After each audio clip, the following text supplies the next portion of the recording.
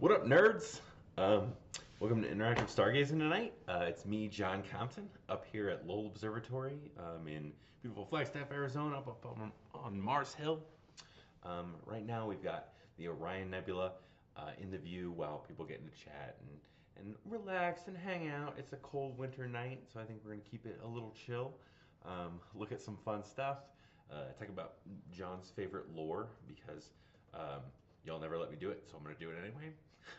Oh, okay, I've been being told to up my volume.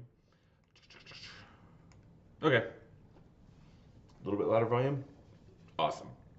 Yeah, so yeah, get in the comments. We're gonna look at some fun stuff, and I'm gonna tell you my favorite stories, and then we'll keep it kind of casual, answer any questions, hang out. We're all friends here. Yeah, so enjoy this beautiful view of Orion Nebula. Sarah's braving the cold up near the Melancam to get us this live stack image. Oh, never mind, remoting in. Congrats. It's chilly. But we're live stacking this image, so it takes a little bit more work, but the results are gorgeous. You can see the trapezium really, really well there in the center. That's that little set of 4 stars, like a trapezoid. Yeah, I think those are like the newest stars that look cool in Orion Nebula. It's a beautiful H2 region, a stellar nursery, if you will. And yeah, it's pretty stellar. It's spitting out these little clusters of stars, born in the fusion of hydrogen, which is real rad. It's this glow from this nebula that gives Orion's dagger, which is below his belt. Excuse me.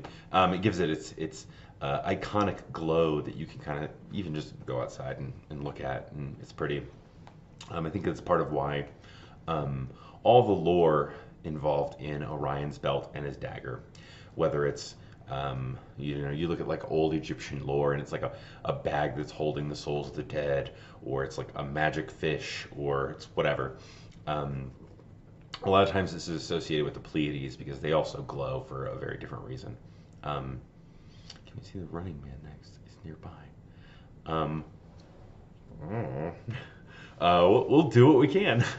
Yeah, I'm not super familiar with that, except the was the movie. I don't know. Yeah, we're gonna give it a shot though. Yeah, just let everyone kind of enjoy the view. I really like a stellar nursery.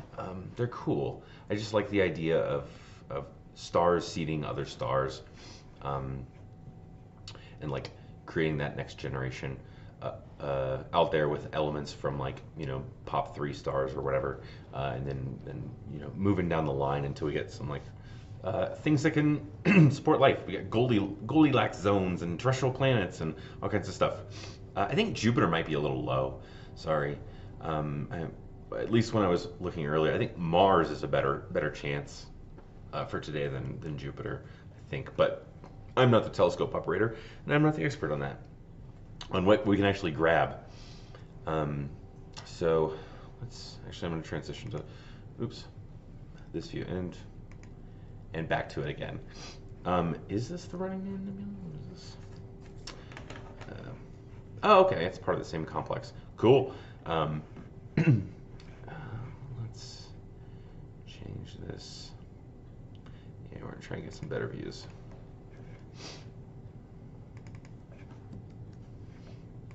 I'm just gonna call it Nebula. Is it Running Man Nebula? Curtis, is it Running Man Nebula?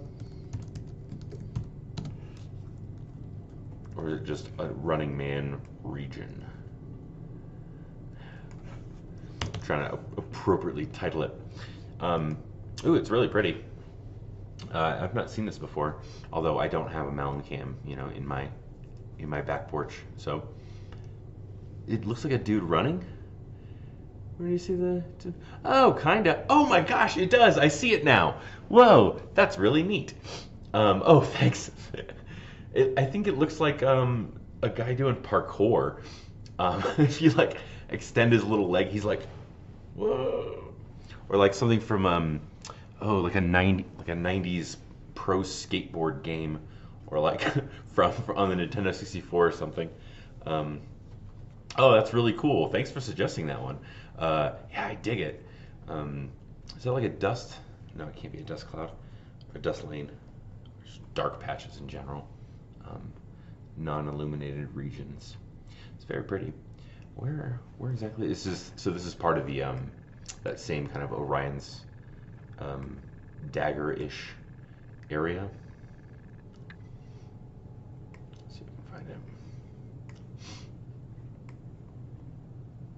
Oh, we got a lot going on in there. Yeah. Okay, so I'm being told Jupiter is in the trees right now. It's pretty low. We could check out Mars in a little bit, I think, right? You know, we had a big stream about Mars not too long ago when we had sort of I guess it's an occultation, where the moon kind of passed over Mars, and then we were sort of at opposition, and it was cool looking. Yeah, there we go. It's very martial. Our closest little neighbor. Let's populate it, guys. Let's all go to Mars. If you buy me a ticket to Mars, I will go there. So let's do it. Yeah, Mars is fun because it's like, I feel like it's the opposite of Venus. So it's like, what happens when a planet kind of gets to do what it wants for long enough, right? So like Venus, runaway greenhouse, crazy atmosphere, doing all the bad stuff. Mars just kind of, you know, lived its beautiful life, and now it's a beautiful like Sedona like desert, you know, because of all the sort of the iron oxides in the core. It's got a really big iron core, or it's I would say percent wise, it's a lot more iron than it is like magnesium kind of stuff, and so we've got a lot of oxidized material on it, which is why it's so red. We got kind of a thing for Mars up here because Percival Lowell, the guy that built this place, really liked Mars. He was trying to look for proof of life up there, proof of intelligent life, and then I think even into the 60s, people debated whether or not there was lichen on Mars, you know, stuff living there in general. I think people still argue like there's no-fly zones on Mars because, you know, what are the odds? Maybe non-zero that we'll find something cool, right? Proof that there was life on Mars, right? At one point, there's the whole theory, panspermia, that's, you know, life on Earth was seeded from life on Mars a long time ago, which is kind of cool. And it would explain a lot of the problems with the Hadean time period. First time we see zircons with sort of components of components that are sort of essential to life here on Earth. We see them like really soon after the Hadean period, and that just seems odd to a lot of people. Horsehead, oh yeah. But I love Mars. You know, Marzi, the god of war riding across the sky with its moons, Phobos and Deimos. Yeah, we'll look up Horsehead in a bit. We got to find it in the catalog, and we'll point it there. It's a pretty one too. I like Mars. Oh, we were talking about at the last sort of Mars stream, but the Norse equivalent of Mars is Tyr, which was the god of war, and that's where we get Tyr's Day or Tuesday, because in English we went the Germanic route as opposed to the Romance languages, which would have ended up getting using Mars somehow for Tuesday, which I think is fun. Thor for Thursday, which is today, but Jupiter is behind a tree, and so Thor is hiding. Yeah, we can go to Horsehead. It'll be fun. And let's see. I'm getting better at changing the name of these things, guys.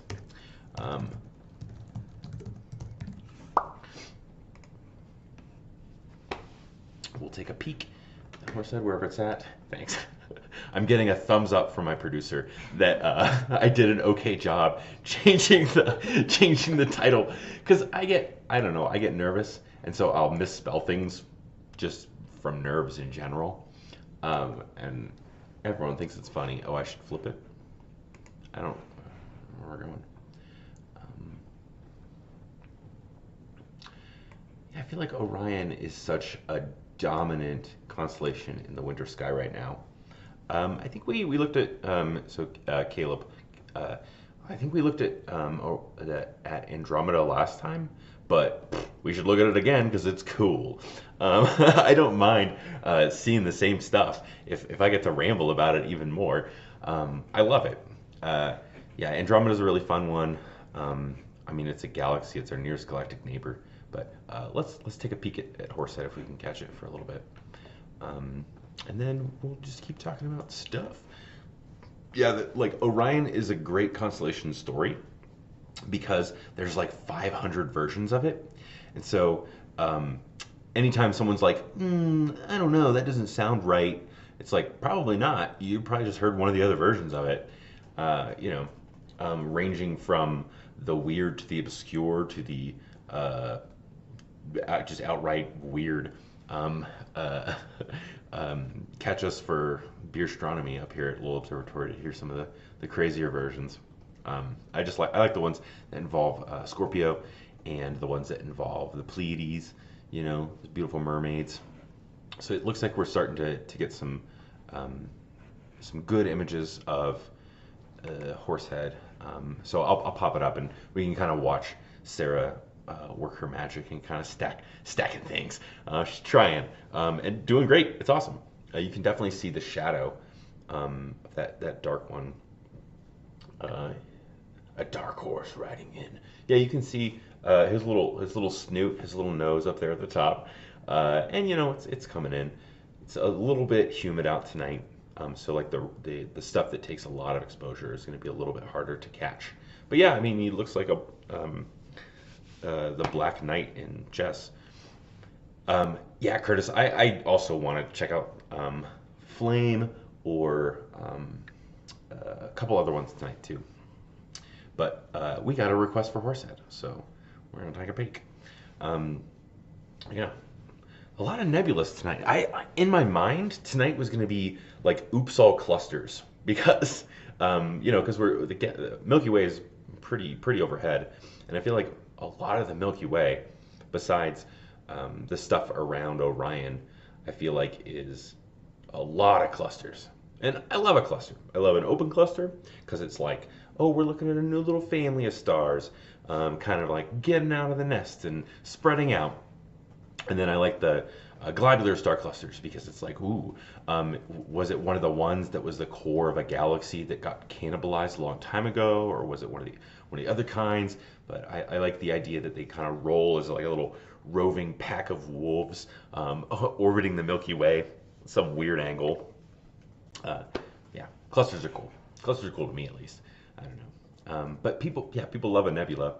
I also, at some point, I want to look at crab if we can grab it, because I don't know. I like I like little bits of Alderaan or whatever when a star explodes and it leaves all the cool chunks everywhere.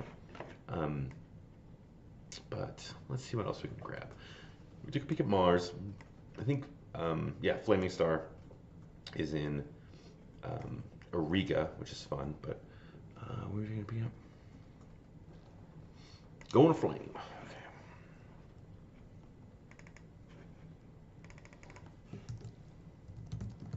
Okay. Oops, not Horsehead Flame Nebula. Come on, John, get good.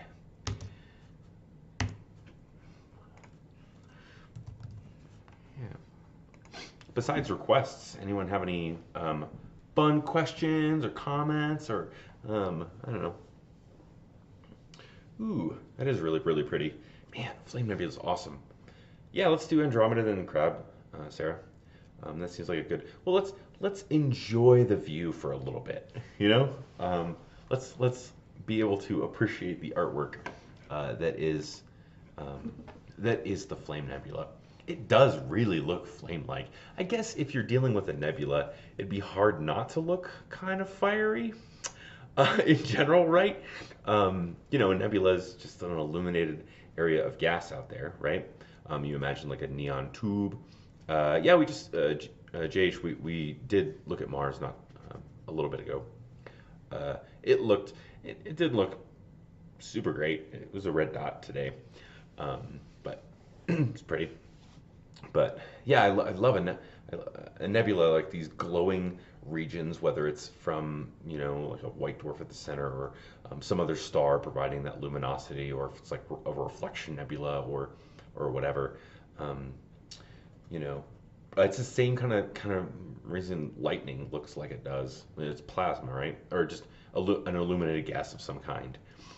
It's been energized to the point where it starts to, you know, give off light, or whatever. I guess realistically the same reason our sun glows the way it does, right?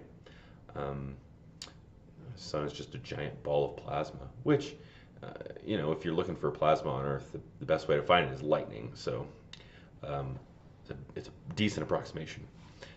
Ooh, clown face is good for a planetary. It's oops all nebulas tonight. It doesn't really look like a clown face. Don't get scared. We don't stand clowns. No. Oops. Cover up the brand logo. Yeah, let's do Andromeda. Let's pop that up. Always fun to look at. You know, if nebulas represent sort of the life and death of a star, right? And they do, right? Life, death, or somewhere in between. Then, you know, a galaxy represents like the whole, all of it, right? A whole world of stars, I suppose. Who's lolling? Don't loll me. A whole world of stars, right? So like Andromeda's got like what, 3 trillion, something like that. More stars in the view we're about to get than our entire night sky, right? Technically, if you look at it, I mean, we're sort of looking at the core of it realistically, just because it's so large, but also sort of diffuse, and so you have to zoom way out to see much of it, or to see like the whole, like it's an edge, not an edge on, but like an almost edge on spiral galaxy, right? Oh, there we go. There's some cool, man. Look at those dust lanes. Oh, thanks. See, okay, here's the thing. I got good at changing the title, and so now I'm forgetting to switch the view. It's been a day, y'all. But I'm loving it. Yeah, oh, Andromeda I think is really, really fun. I love the story of Andromeda. And to me, the Andromeda galaxy represents the princess Andromeda shaking her fist angrily at her evil queen mother as she flies away, holding on to Pegasus's foot in like a daring, like acrobatic escape in like a James Cameron movie or something like that, like jumping onto the helicopter, but it's Pegasus, right? In my mind, and then she's like, "Curse you, Cassiopeia!" Yeah. But yeah, I mean, like, look at those beautiful dust lanes, so many stars. It just looks like a smear. I mean, this would have been considered a nebula, right? Back in the day, when nebula just meant anything nebulous, anything cloudy, or just a smudgy bit thing in the sky. When you know, they were cataloging all these things. Messier catalog. He was just looking for the stuff that didn't get him a paycheck that day, because he was looking for comets, and he cataloged them as a way to say like, hey, you gotta remember not to look there, because then I won't get paid. And so I always imagine like harumph, it's another galaxy, you know, like write it down on my list of things I'm angry about. But like, this is the coolest stuff. But yeah, I mean, it just looks like a smear. It just looks like a smudge on the sky. But it's because there's so many stars that you can't pick them apart with your eye, right? That's gorgeous. Like am I getting into a weird realm? There's got to be life somewhere in that view, right? There's got to be, right? I love it. A lot of requests for other stuff. The story of the Pleiades. There's a couple good ones. I like the one where it's a bunch of 7 mermaids just swimming in a pool of water. The iconic blue glow around them is sort of always represents water or air in most of the stories around the Pleiades. Sometimes it's like a bubble of air trapping these kids to keep them safe from a bunch of bears. And like the gods, one of the gods put them in a bubble of air and lifted them into the sky to keep them safe. But time passes different for the gods. And so the god was like, yeah, I'll be back in like 10 minutes. I'll get these kids out of that bubble. It'll be great. And then like it's been thousands of years and they're still stuck there. But the mermaids, the idea was like they're just like living their mermaid life. Just like you know, collecting stuff, singing for Triton, thingamabobs, you know, thingamabobs. I got plenty, but who cares? No big deal. They want more. So, you know, and then in one of the stories, Orion is like shooting his bow wildly because he's an idiot, and he basically starts landing like longbow, like archery shots, and they're hitting the mermaids, and so Taurus comes out to stop them. And that's why Aldebaran is like all bright orange, like it's like, ouch, I got a wound from getting shot in the face with an arrow, saving these mermaids. But a lot of times they involve Orion just kind of not understanding how the world works and being like, what mythical creature, I'm gonna hunt it. And then it's like, they're mermaids, dude, just relax. Like, he's very much the Gaston of the story. Let's see what else we got. I went on a rant, so I think Sarah's going to find some cool stuff for us. Let's see, what do we want to look at next? We're going to look at Rosette. Okay.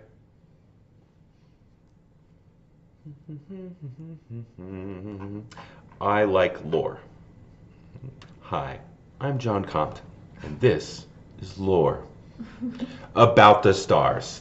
Don't at me, Aaron Mankey. Or get in the comments. It'd be really cool. Just say hi. I don't know. What are we looking at? Rosette.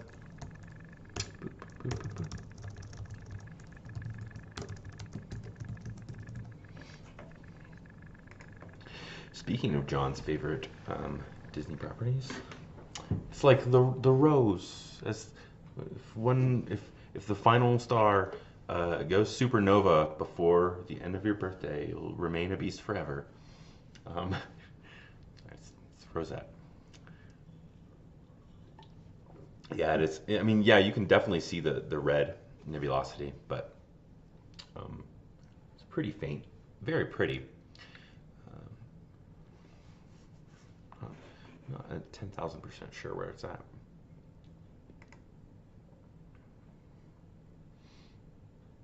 So I'm just enjoying the view. I'm enjoying the view too much. I should be talking, but I'm looking at all the petals of this rose, and it's really, really pretty. And I'd not seen it before through the mountain cam, so it's cool. Keep asking for stuff that I haven't looked at yet, because I don't know. I tend to get stuck to the same things. Yeah, let's go to Clownface. I tend to be like a creature of habit and I go to the same objects because they're my favorites and I love them. And I kind of forget, like, there's just so much out there. Space is wild. Space is really, really big.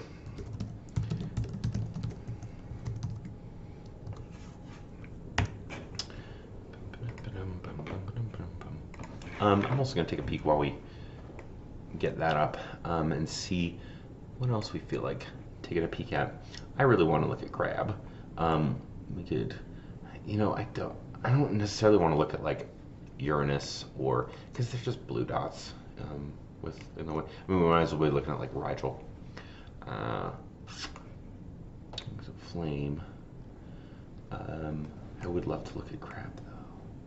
Oh, Auriga has some weird lore behind it as well. I think this is, or is it just clown face? Looks nothing like a clown, which is a blessing. We're good. We're good. Let me see, Christmas tree cluster. I don't know, probably. Oh, you know what? You're right. It will technically go supernova on someone's birthday. That's fun.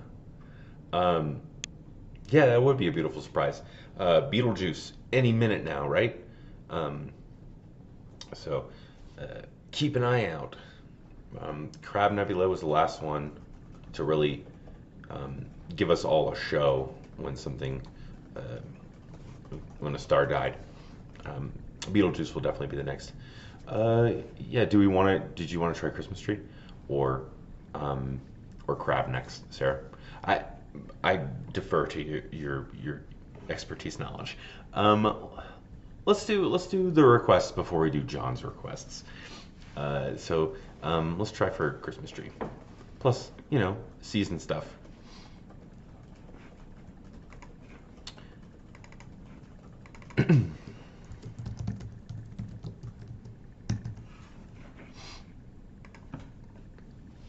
Yeah, Auriga the Charioteer, and Auriga all that is really really fun.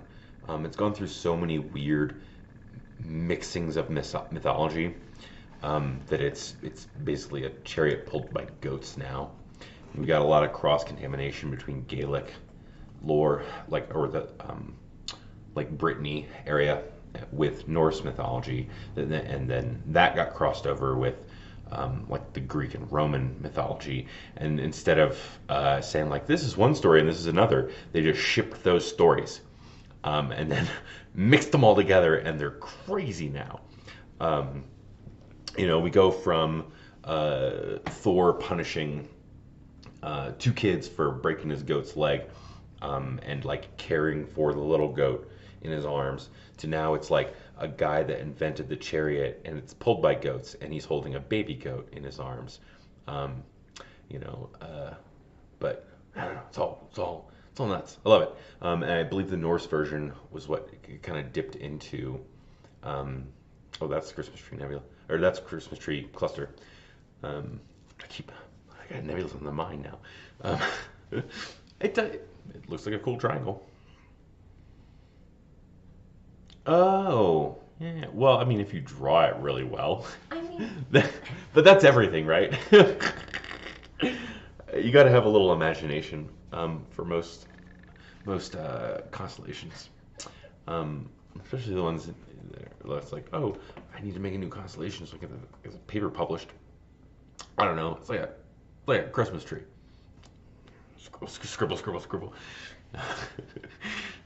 I'm not an astronomer. So I'll make fun of it. But I like legends and I like lore and I like a funny story. So yeah.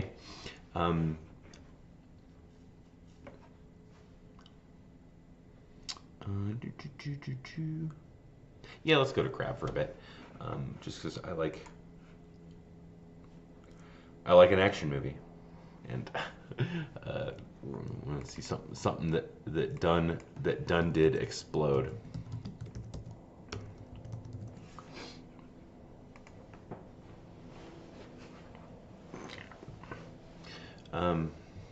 Yeah. Take a peek at one of John's favorite little duders. I know that the Stellarium map is a hot mess right now. JH, it did look like an arrow. You're right. But Crab Nebula is like between the horns, kind of Taurus.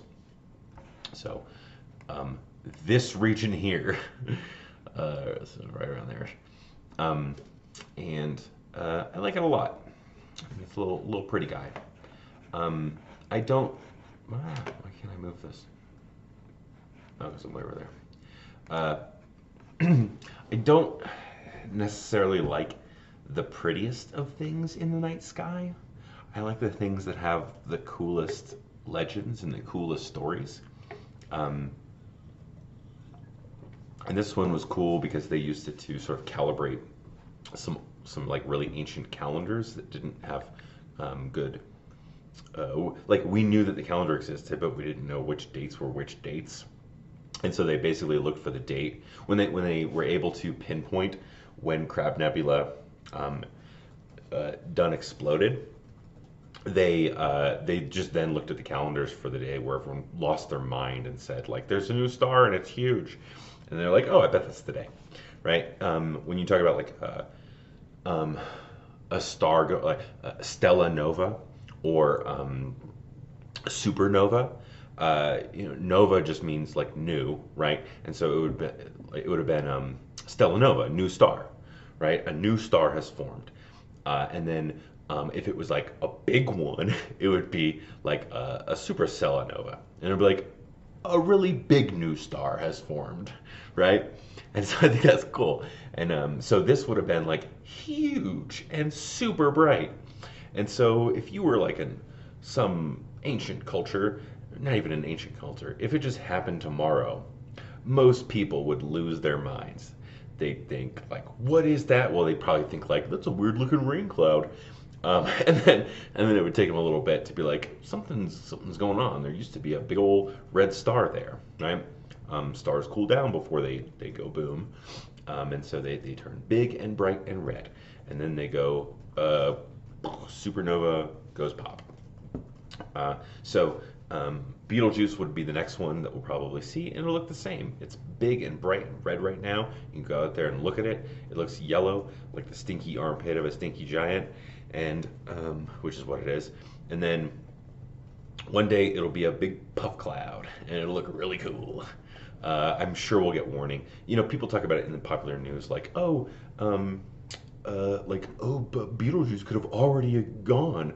No, we'll get warning. It might be like a year warning, but it's not just gonna like, blam. They'll like look at it and be like, oh, it's going through this big pull stage and then it's collapsing, and that takes a long time. That's not like a 3-second process. So, since Ceres, can we talk about Ceres? Oh, okay. So one, I love Ceres. Ceres belongs to the belt. Oh wait, no, this side. Where is it? Where's Ceres? Oh yeah, Ceres. I got the planetary symbol for Ceres on me right there. Ceres is also Demeter, so the goddess of the harvest grain, things like that. Ceres was a planet for a long, long time. Oh, so here's the thing. Like, I love Pluto. TM. I love Pluto. No, I'm kidding. I love Pluto. It's awesome. I love all of the dwarf planets. And up here on Mars Hill, we have a strong affection for Pluto because OPA's come.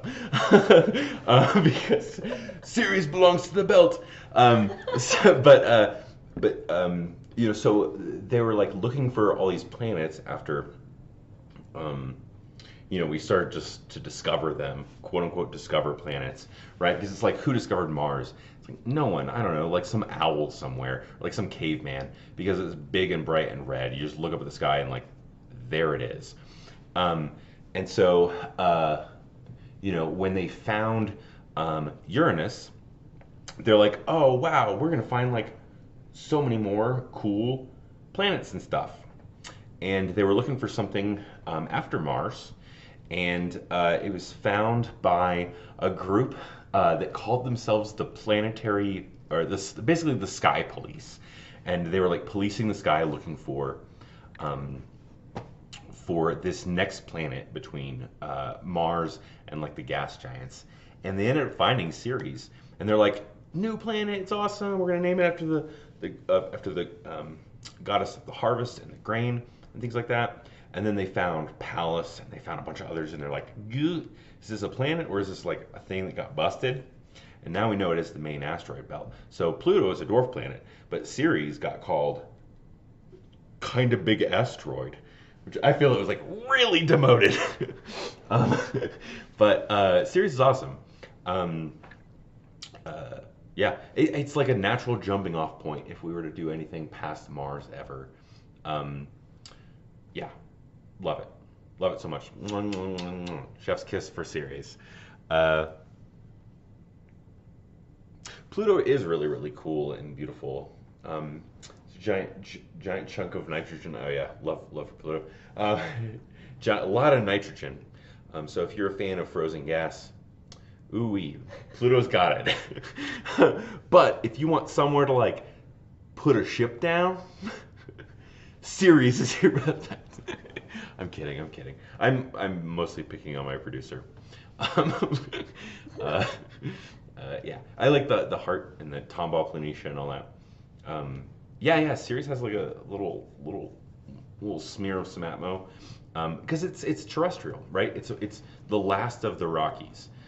Anything past that, we start to get into like basically things that were stars but just failed, or hybrid things with like long chain carbon molecules and like ammonia and stuff like that, and or like rains diamonds on Neptune and stuff like that. So it's like, they're cool. They're really, really cool. Like the hybrid, like the ice giants out there, Neptune and Uranus. Like realistically, like they compact carbon so efficiently and so densely that we get like diamond rain and like a giant diamond at the core, like that weird.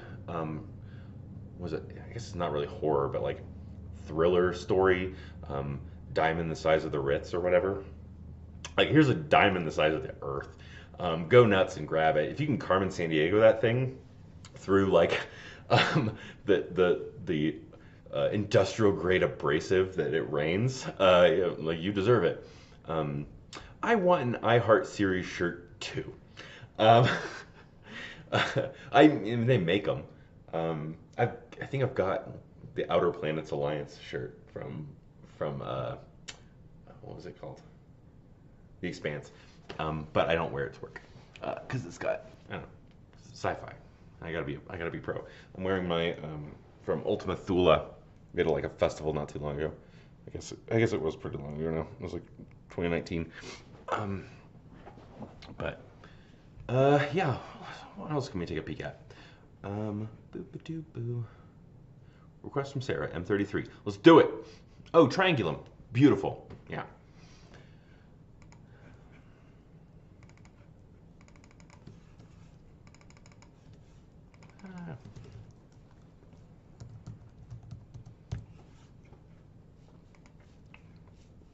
Yeah, everyone always asks about like Pluto's in a planet and stuff. And it's like it's in 4 chunks. You know? When those chunks come together, beautiful planet. But right now, it's in 4 pieces. We just need to assemble them again. We need to like start a like Kuiper Belt Avengers or something.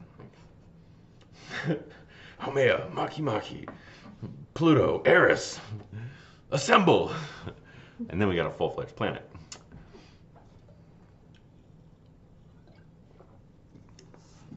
I think, is Triangulum an emission nebula?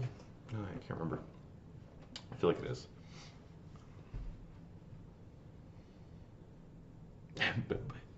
Pallas is the hipster of the solar system. You're not wrong. Like some of these guys are really eccentric. Pluto's orbit is like tilted way off too. So it like, what is it? Its orbit is like 300 something years, right? And so that means it crosses the ecliptic plane where everything else lies every 150-ish years, right? And so like that's the only time that it can accrete any new mass, which is it's a bummer. Everything else kind of like gobbled up all its parts a long time ago. I don't really know what I think about the main belt, whether or not it was, triangle. Oh, Sorry, triangular galaxy. Forgot to put that little tack on. Yeah, triangular galaxy. They're beautiful. Look at it. Look at it spiraling around. Oh, thanks, Bob. This is like my favorite thing. It's just chatting with y'all and looking at cool stuff and telling our stories and things. Yeah. So like, yeah, we're looking at it. We're looking at a beautiful spiral. Nice bright center. Those little limbs twisting off. Dulcimers, I really don't think we'd be able to see them. Not with the setup we got for viewing, like the live stream stuff. Just 'cause they're really dim, tough guys. I think like Pallas wasn't found for like a while after. I mean, even Ceres, it took like a Vatican funded telescope to find it as part of the planetary police kind of thing. I think his name was, oh no, Father something. He was a Vatican priest, and he found that guy. I always think it's kind of cool. Like, okay, so Uranus was found by a composer that was looking for like a comet to name after himself, right? And then Ceres was found by a priest. Neptune was found by a mathematician that was almost ran out of town for proposing the use of like modeling systems. And then Pluto was found by Clyde Tombaugh here on the Hill, who was kind of working. I think the project was basically closed at that point, but he was like the research assistant slash kind of helped out with stuff. And so it's like realistically, no planets have been found by an astronomer, which means me as a science communicator slash rock nerd, if you want to bend statistics around, I've got a better chance of finding one. So, go out there and find a planet. Why am I so blurry? Why am I so blurry? I don't know how to fix it.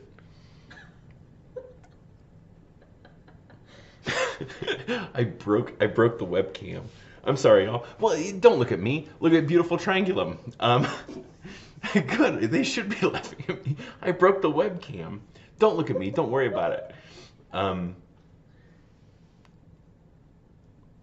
Yeah, we can talk about Aries for a bit. Aries, that Aries. So like Aries, so Sarah's suggesting we look at some cool binaries and stuff. Aries, where are you? One of the zodiac constellations. It looks like, this. This little dude right here, but it's the Ram. And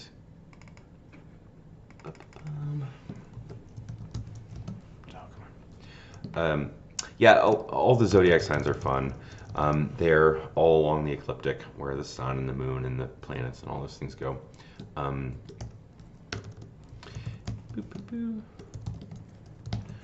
Sorry, I'm typing stuff. Yeah, and so Aries is the weird ram. But I believe it's a fishtail ram, which I don't remember the name for. Oh no, it's just the regular ram.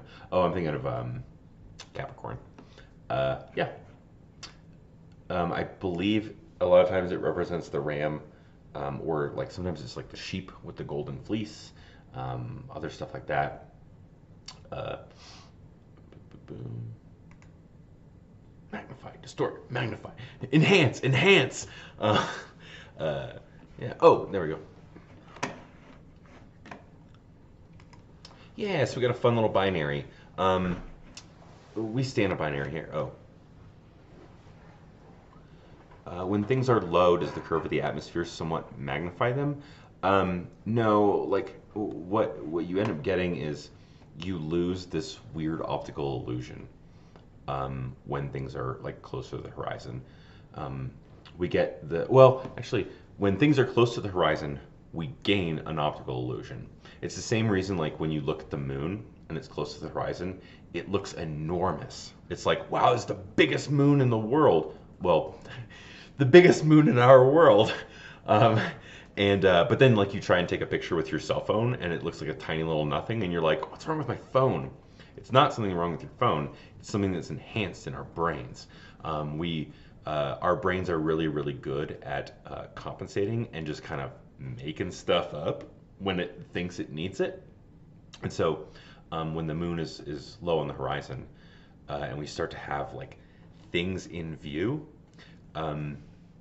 your brain will say like, well, that thing's got to be huge, like bigger than it looks right now. So your brain says like, just like hallucinate it bigger. And you know, it works. Brains are great.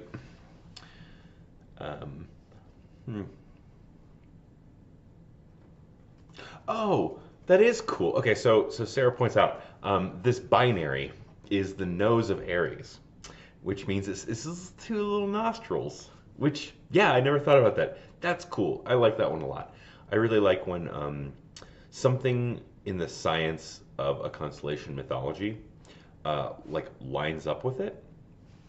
And so that's a fun one, which I will use if I can ever find Aries with my naked eye, which a lot of the zodiac ones I have a tough time with, like Pisces is up. I'm not going to be able to find Pisces. I'm a Pisces. I can't find Pisces. It's a giant V with some weird stuff around it. But I think I can find Aries. You can find that little like it looks like not a toboggan, just like a sled kind of. We can check on some comets for sure.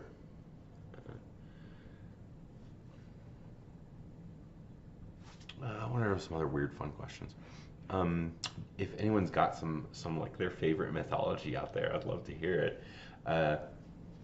You know, we're trying to stay away from the Western sky, I think, because you know we see it a lot in general, like on the live streams. It's like it's only a month, so we start to see them a lot more. Are there any fun clusters we can go to?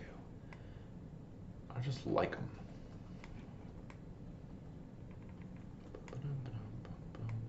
Sorry, I'm like scoping through Stellarium, looking for what I want to check out so Sarah's like kind of checking on trying to find some comets for us, some comets ground.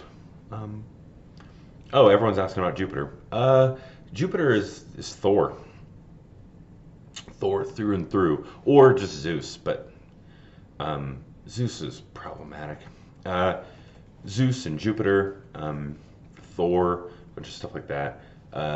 God of the sky and the air, which is weird that that's associated with Thor. I think it got that connection because of lightning, because Thor is the god of agriculture and like fertility and stuff like that. He was like he was the farmer god. He had like giant shovel hands and glowing red laser eyes, and he was like 9 feet tall. And then everyone's like, "Oh, Chris Hemsworth like looks just like Thor." It's like, no, Thor's supposed to be like this. Actually, Thor in like you know, like sad Thor was a way closer approximation to real Thor. I guess real Thor, whatever. Traditional lore of Thor. He was like a 9 foot tall, big old belly, Edward Shovelhands. Very good, very good. Hemsworth Shovelhands, that's what they call him. But yeah, he was like 9 foot tall, big old ginger beard, red glowing laser eyes for some reason, like demon eyes. And yeah, he was the god of farming and like planting crops and things. It was fun. And that's Jupiter. So I always think of Thor when I think of Jupiter. I don't think of Zeus because he just messed stuff up usually. He's a little weirdo. We're gonna keep Stellarium up, chat about fun stuff, and then we're gonna try and find find a comment for y'all to kind of like round the night out. I think because it'll be fun. Love a comment. You know, you got a big tail coming off these things. You know, like as you sort of what do you call them? As you warm up volatiles, right? They're gonna stream off on the far side of the comet, away from the sun. What? They're gonna stream off from the. I'm still laughing at Edward's. Edward Shovelhands? is solid. Thor shovel hands. Yeah, like there's a bunch of good ones with him. He's associated with Origa the Charioteer in the story where so like the thing is because he was the god of like growth and stuff. Whenever he ventured out from Asgard into like the lands of the giants or the lands of the humans, the lands of like the elves and stuff, he'd bring his two goats with him and they'd pull him around, and then every night he'd smash them with his hammer, just bonk, and then he'd make soup, and then the next morning he'd like resurrect them from the dead, and they were just like cool with it, I guess, which seems super weird, but like, oh,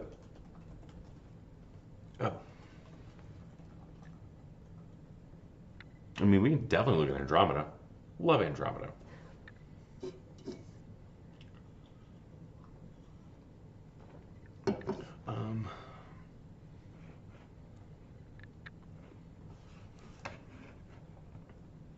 Look at whatever we want.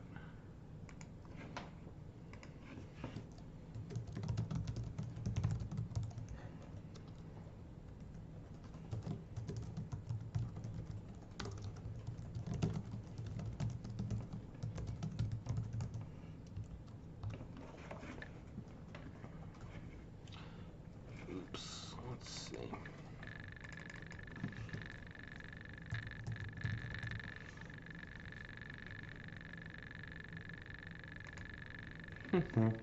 Now let's round the night out with Andromeda Galaxy and have some fun stuff. No, he did them both.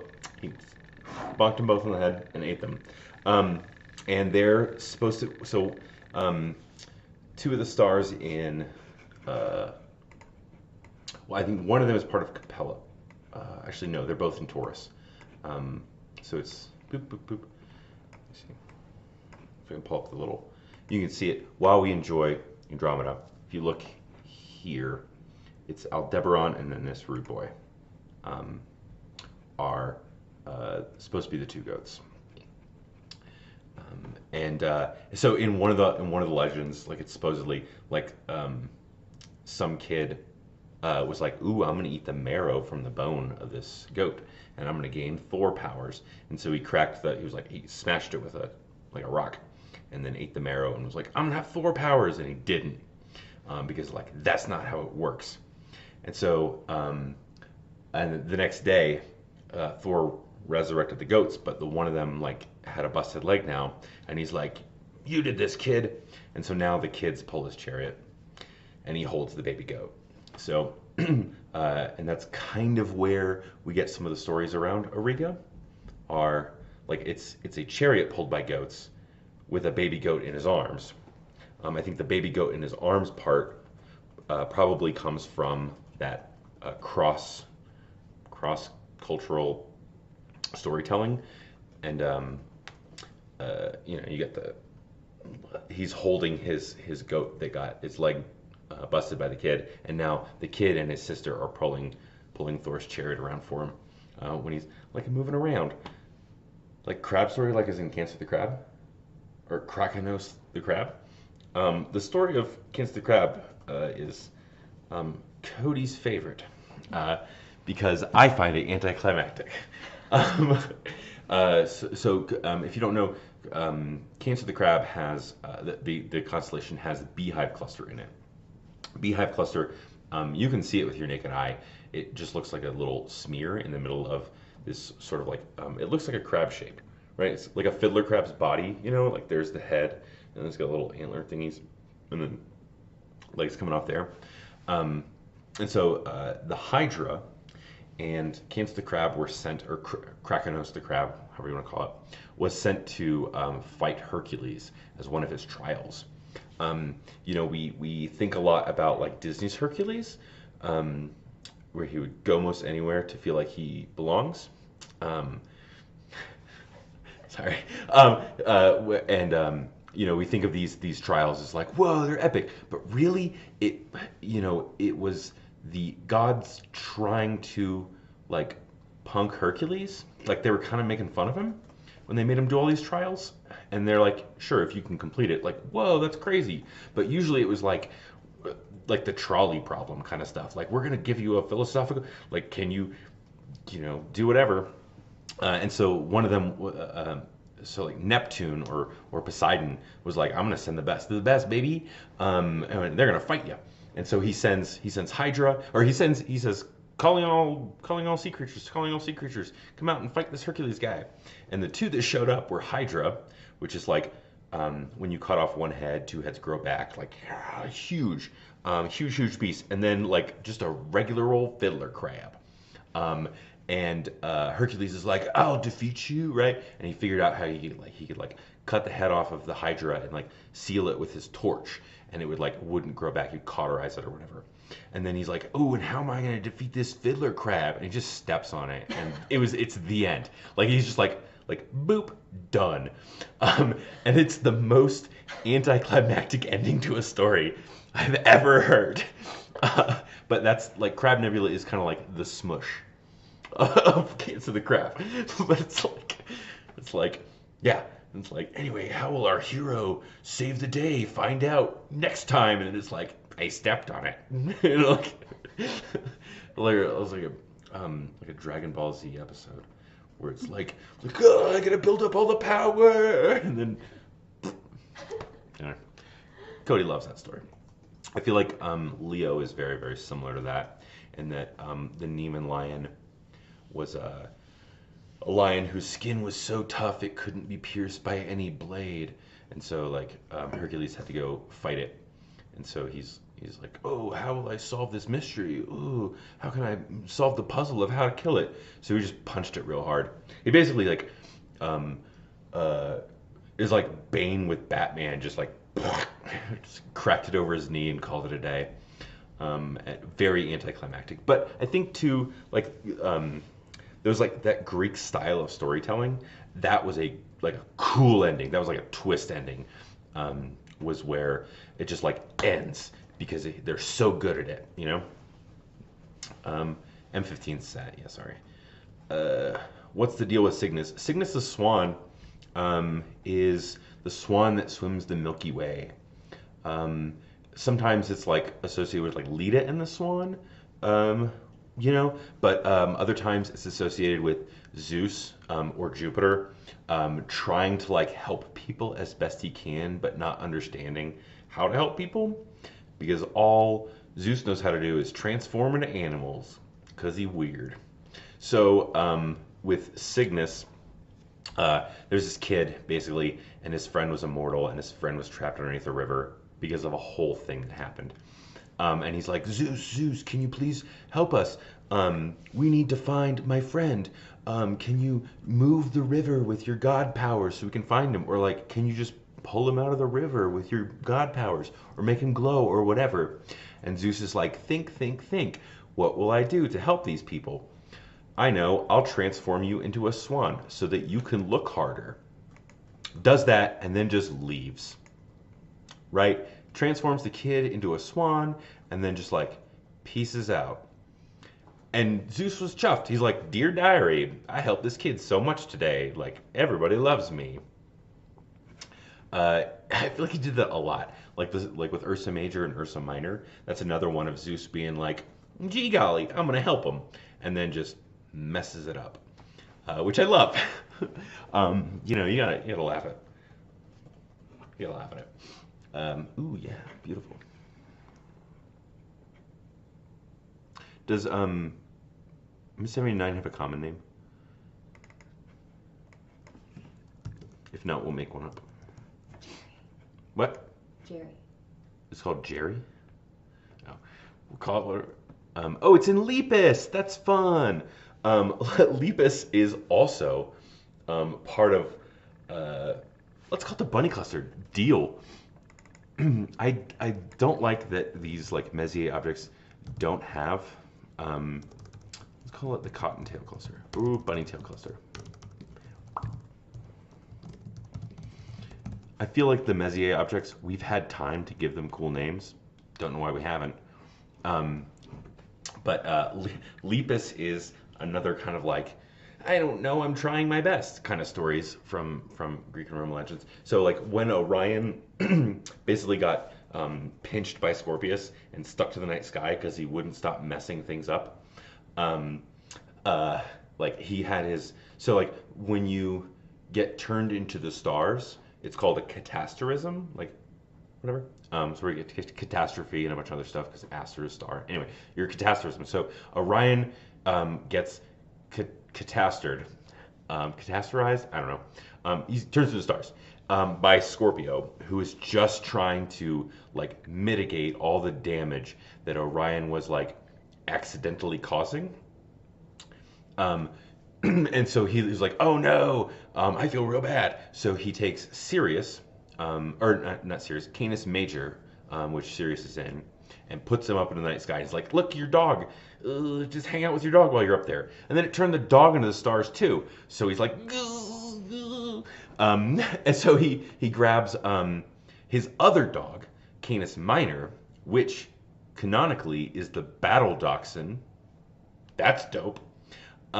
Puts that up in there, and then it becomes two little stars because it's a little dachshund. And then he's like, oh god, now they're bored too. So he like grabs a rabbit and pops it up there and is like, I don't know, just enjoy, bye, and then just scrambles to the other side of the celestial sphere. So Lepus the rabbit is like, I guess like third Google search looking for something interesting to do. You know what I mean? Like third page Google constellation. You know what I mean? He's like, okay, Orion, I'm so sorry. Here's the dog.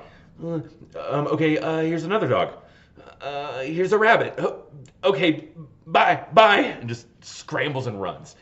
And I like it because Scorpius didn't really want to hurt any of them. He's a scorpion with a big old heart. Antares. Antares, a huge neutral star. Oh, wow. We are long for time. Sorry, I rambled for too long. You get me started talking about like lore and mythology. I'll go for a billion years. Next time, ask me about like some Gaelic or some Norman mythology. I love the constellation stories of Brittany, and like Mesopotamian lore is really cool. Like Orion is the story of Gilgamesh, which is super cool. But oh, you know what? Okay, so here's the thing, Dulcimers. As I say goodbye, make up your own constellations, make up your own asterisms. Don't let the ancient Greeks and Romans gatekeep what stories you tell with your night sky. If you see a set of stars up there and they look interesting to you, call them whatever you want. Use them like a calendar system, like they were intended. Make them memorable to you. If it represents a day that was important to you and you see something that reminds you of that, trace that out, write it down. Make that asterism yours. So enjoy. Yeah. Anyway, thanks for hanging out with me, pals. Yeah, next time ask me some fun mythology, and we'll find some pretty objects to look at while John rambles about his favorite things and answers questions and stuff. And let me know like what asterisms and constellations you come up with, and I'll try and find them on Stellarium, and we can talk about it. It'll be fun. Okay.